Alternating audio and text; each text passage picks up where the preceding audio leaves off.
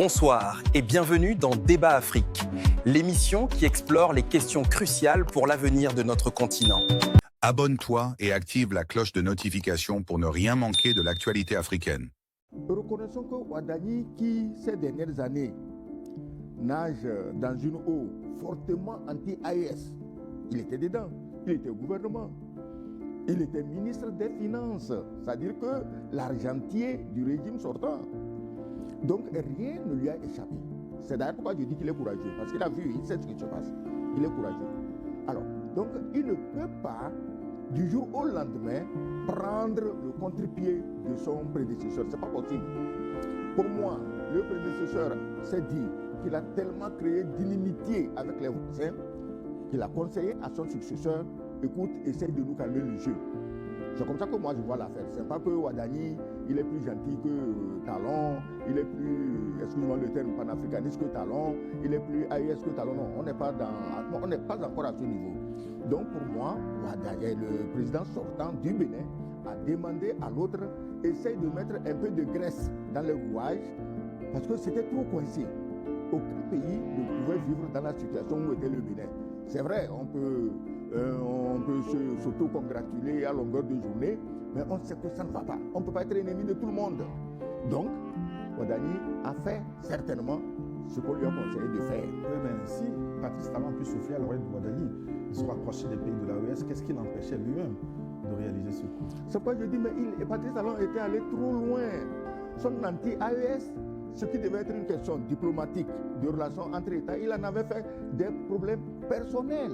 Il allait jusqu'à payer des mercenaires insulteurs pour venir insulter le président Tiani. Mais quand on est arrivé à ce niveau, dis-moi, on ne peut pas du jour au lendemain aller dire au président Tiani, bon écoute, excuse-moi, je ne savais pas, tu ne savais pas quoi. Quand tu prends un pédophile, un tueur de femmes, pour venir exprès, loger, nourrir, blanchir, payer, pour insulter notre chef d'État, tu ne peux pas du jour au lendemain aller dire non, bon, on va. Non. Le président Tiani, quand même, c'est un général. Il ne peut pas se laisser tourner en bourrique par des aventuriers. Donc, Talon, il a le mérite quand même, à un moment donné, donc aujourd'hui, de se rendre compte qu'il était allé trop loin. Je sais, après ça, demain, ces partisans vont sortir encore après à raccourci contre moi. On n'a rien contre Talon. Nous savons tous, je l'avais déjà dit ici, que Talon en tant qu'individu, n'oubliez pas, Talon est un homme d'affaires, un commerçant chevronné. Les hommes d'affaires et les commerçants ne cherchent jamais bagarre avec leurs voisins, parce qu'on fait les affaires et le commerce avec les voisins. Donc, Talon, en tant qu'individu, n'avait absolument rien contre le Niger et moins encore contre le président Tiani. On sait qu'il a été poussé. Entre-temps, on a dit c'est la CEDEAO fantomatique. La CEDEAO, c'est un fantôme, ça n'existe pas. On sait que c'est l'Élysée, les ordres viennent de l'Élysée, transitent par Abuja et tombent sur tous les présidents naïfs de la région qui ont perdu tout sens de dignité, qui ne se demandent même pas où sont leurs populations, comment servir leur population, mais comment servir le chef blanc. C'est dans comment servir le chef blanc que le président Talon a perdu la route.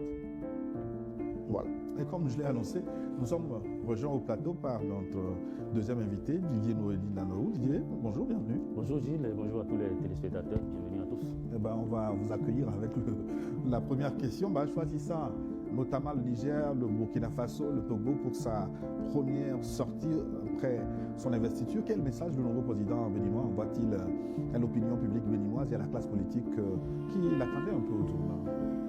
Ah oui, en tout cas l'opinion publique au Bénin et même dans toute l'Afrique s'attendait justement à ce qu'il puisse régler ce différend qui n'a fait que durer entre le Bénin et le Niger. Je crois que en réalité, nous assistons à ce que beaucoup ont qualifié d'une nouvelle ère. Et c'est de bon ton, c'est bien normal. L'ambassadeur le disait tout à l'heure, il a fait une excellente remarque, c'est que Ouadani a été quand même ministre des Finances pendant 10 ans. C'est lui qui mobilisait les ressources. Et quand vous êtes chargé de mobiliser des ressources et que vous voyez très bien qu'il y a des tuyaux ou des canaux faciles que vous pouvez exploiter, mais que la situation politique fait que vous n'avez pas la main pour exploiter ces canaux, le jour où vous devenez président de la République, c'est tout à fait ce que Riyad Ouadani est en train de faire que vous êtes obligé de faire. Rappelez-vous quand même très bien que la loi des finances du Bénin vient d'être révisée. De 4 000 milliards, on est passé à disons 6,6% de plus. Et Ouadani a pris des mesures sociales qui rassurent pour un début de septennat. Vous n'êtes pas sans savoir qu'il vient d'allouer 31 milliards de francs CFA pour booster la filière agricole. Notamment dans le domaine de la santé. Dans le domaine de la santé, il a mis 1 milliard pour doter les hôpitaux publics de soins d'urgence.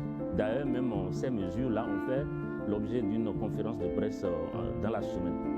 Alors, quand vous augmentez votre budget, quand vous prenez des mesures sociales que vous avez annoncées pendant la période des campagnes, que vous avez précisées dans votre projet de société, et que dans la première semaine que vous prenez le pouvoir, vous mettez déjà ces gros chantiers en route, ce qui est totalement en adéquation avec votre projet de société, votre campagne électorale, je crois qu'il vous faut de l'argent. Et quand vous avez besoin d'argent, c'est les pistes qui sont faciles, les pistes qui sont naturelles et qui sont à côté de vous que vous devez absolument exploiter. Donc ce sont les contingences économiques qui ont obligé Ouadani à se rapprocher avec ses voisins. Il y a la contingence et la contrainte économique. Et quand je parle de contrainte économique, je ne le dis pas simplement pour le Bénin. Je le dis également pour les pays de l'AES et notamment le Niger.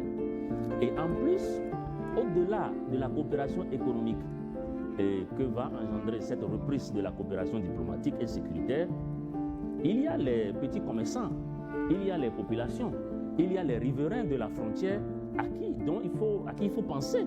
Ces gens-là ont leur activité qui se trouve compromise depuis que la situation a induit donc la fermeture de la frontière terrestre. Donc je crois que le rapprochement de Ouadani répond d'abord à cette contrainte. Mais ensuite, tout dans son parcours, dans son background, dans son savoir-faire, crie à la technocratie. Crie au fait que ce soit un technocrate. C'est-à-dire que c'est quelqu'un qui n'était pas trop connu sur l'échiquier politique. La preuve est que les deux partis de la mouvance présidentielle qui l'ont porté au pouvoir, on ne le voyait, personne ne se rappelle d'avoir vu Romuald Ouadani participer à une des rencontres. C'est pour vous dire que sur le terrain politique, vraiment, ce n'est pas sa chose. Mais par contre, c'est le maître des chiffres, c'est le maître des données, et c'est celui qui, pendant les 10 ans, est resté en dessous du président Talon et qui a travaillé aux résultats palpables que tout le monde est en train de saluer aujourd'hui. Oui, très rapidement, on va renvoyer la parole à l'ambassadeur. Mais en choisissant, quelques jours seulement après son investiture, d'aller vers l'AES, alors que ces pays constituaient, on va dire, une barrière pendant plusieurs mois, est-ce que ce n'est pas un désaveu cinglant envers son prédécesseur, Patrice Talon? Vous savez, c'est aussi ça l'avantage de l'alternance démocratique. Et imaginez une situation, par exemple, où le président Talon dit, à la fin de ces deux mandats, il trouve un stratagème pour rester au pouvoir. Qu'est-ce que va devenir aujourd'hui les relations? Qu'est-ce que vont devenir les relations entre l'AES et le Bénin? Donc, le fait que Talon ait choisi de partir, cela a oxygéné, n'est-ce pas, et a boosté, a donné un nouveau sens dans la diplomatie du Bénin qui était crispée côté AES. On peut avoir un changement dans la continuité. Donc, non, c'est pour vous dire, non, je dis c'est l'un des avantages de l'alternance. Ma question, est-ce que Ouadani n'a pas pris le contre-pied de Patrice Talon? Mais c'est ce que je suis en train de répondre à votre question. Il a pris son contre-pied. Mais est-ce que ça va plaire à Patrice Talon? Non, est-ce que en réalité, même si Talon a aidé Romuald Ouadani à prendre le pouvoir, aujourd'hui, c'est Ouadani qui est le chef de l'État. Et les Béninois l'ont soutenu à plus de 94%. C'est sûr qu'en acceptant le choix des partis politiques, en validant le choix de la candidature de Romuald Ouadani, c'est clair que le président Talon, en cédant le pouvoir, s'attend aussi à ce que le président Ouadani l'aide quelque part à avoir une retraite paisible. Ça, on ne peut pas le nier. Bon, maintenant, est-ce pour autant que Romuald Ouadani doit sacrifier les intérêts des Béninois, les intérêts des Africains et de nous tous dans la sous-région sur l'autel de la reconnaissance à l'endroit de Patrice Talon? Donc il y a un choix que va faire le président Romuald Ouadani et il est le seul responsable à pouvoir faire ce choix-là. Et je pense que c'est le fond justement de cette pensée que les pays de l'AES ont compris, parce que il vient d'arriver, Merci de nous rejoindre sur Débat Afrique. Votre participation compte, alors n'hésitez pas à vous abonner et à commenter.